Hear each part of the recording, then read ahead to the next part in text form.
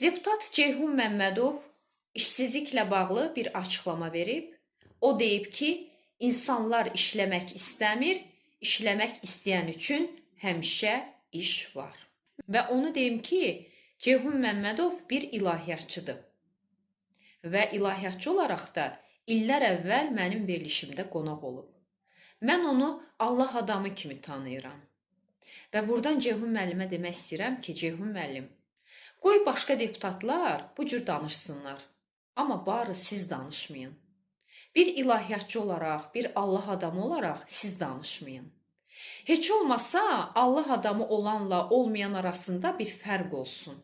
Və bir mandat sizin inandığınız axirətdən daha önəmli ola bilməz.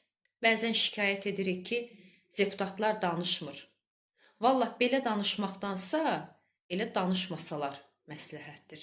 Hörmətli deputatlar, kimlərin vəkili siz bilmirəm, amma dəqiq millətin vəkili deyilsiniz. Və bu bir çox deputatlara aiddir.